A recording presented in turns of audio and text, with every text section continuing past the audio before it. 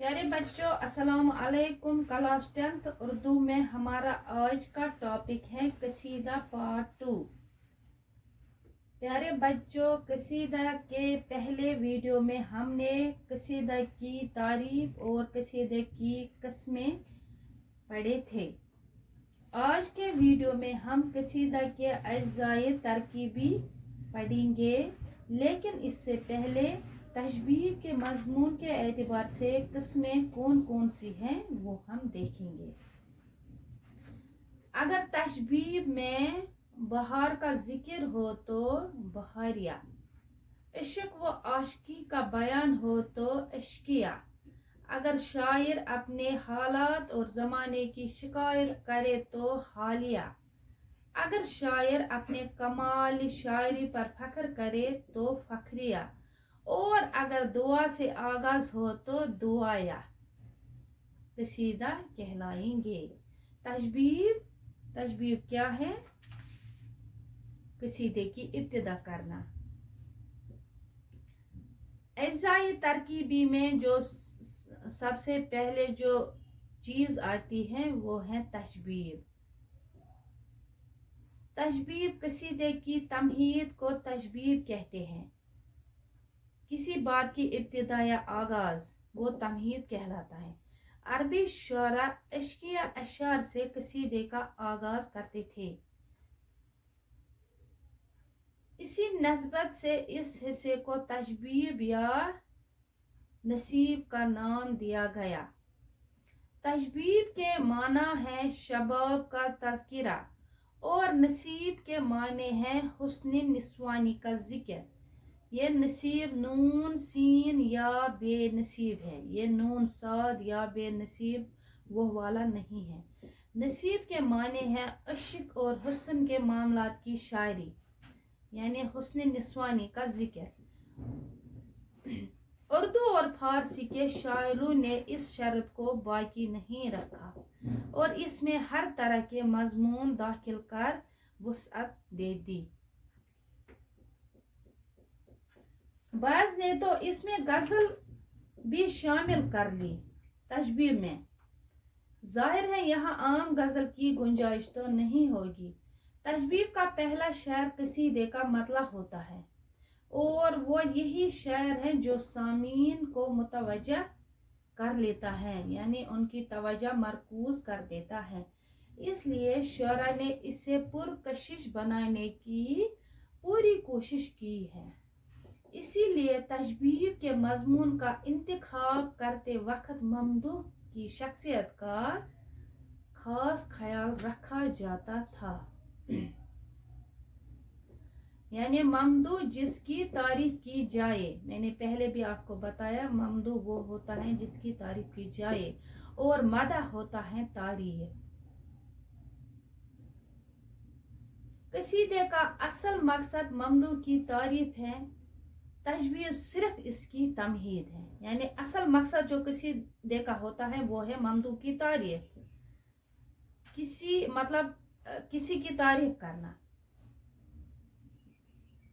और तशबीह सिर्फ इसकी तमहीद है, सिर्फ इसकी इब्तिदा है। इसीलिए शुअराए अरब ने यह शर्त लगाई थी कि इनकी तादाद मदह के अशर से कम होनी चाहिए। प्यारे बच्चों, अज्जाए तरकीबी में दूसरी चीज जो है वो है गरीज। गरीज कसीदे का सबसे नाजुक हिस्सा है और तशबीह और मदह के दरमियान की कड़ी पर और इन दोनों में रबत पैदा करता है। इसका काम है यही कि मदह और तशबीह के दरमियान उनको जोड़ना। अगर हम डिक्शनरी मानी देखेंगे गरीज के, तो ये एक मजमून से दूसरे मजमून की तरफ तवज्जो करना, यानी तशबीह और मदह के दरमियान की कड़ी को ये मजबूत कर देता है, जोड़ देता है। यहाँ एक या इससे जायद शेर भी इस्तेमाल किए जा सकते हैं, यानी इसमें एक या एक से ज्यादा शेर भी इस्तेमाल किए जा सकते हैं। बकौल अबू मोहम्मद सहर, ग्रेज का सबसे बड़ा हुस्न ये है कि तशबीह कहते कहते, यानी तशबीह जब हम शुरू करते हैं तो शायर मदह की तरफ इस तरह गुम जाए, यानी तारीफ में इस तरह गुम जाता है, खो जाता है, जैसे बात में बात पैदा हो गई हो। यही खूबी की वजह से ग्रेज कसीदे का मोहतम बिलशान हिस्सा है, यानी निहायत अहम और ज़रूरी हिस्सा, और शायर का कमाल समझा जाता है इसमें। अरबी शायरा इब्तिदा में ग्रेज की तरफ तवज्जो ज़्यादा नहीं करते थे, चनाचे इनकी तशबीह और मदह में कोई ख़ास रबत नहीं होता था। जब वो ग्रेज का इस्तेमाल नहीं तो उन तशबीह और मदह में कोई ख़ास रबत भी नहीं होता था, लेकिन आगे चलकर शुरा ने इसे एक ख़ास सन्नत बना दिया और इसमें कई जिद्दतें पैदा की, यानी इसको नए अंदाज में बयान किया और इसमें बहुत सारी तब्दीलियां भी लाई गई। एजाई तरकीबी कसीदे में तीसरी चीज जो है वो है मदह। मदह कसीदे का सबसे अहम और बुनियादी जुज़ू है, यानी मदह तारीफ कसीदे का सबसे अहम और बुनियादी जुज़ू, यानी इसीलिए बल्कि कसीदा लिखा ही इसीलिए जाता है कि किसी की तारीफ की जाए।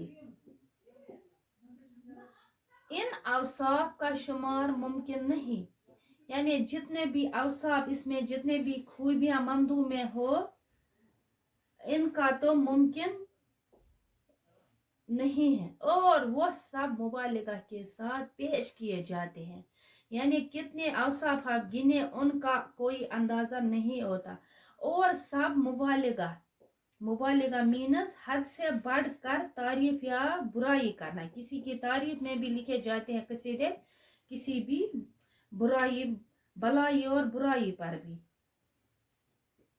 इन अवसाफ का शुमार मुमकिन नहीं, मगर आम तौर पर किसी ममदूह में जो खूबियां पाई जा सकती हैं, यानी इनके अवसाफ का शुमार तो मुमकिन नहीं होता ममदूह, लेकिन आम तौर पर अगर हम देखेंगे ममदूह में जो खूबियां पाई जा सकती हैं, मसलन अगर ममदूह कोई मजहबी शख्सियत है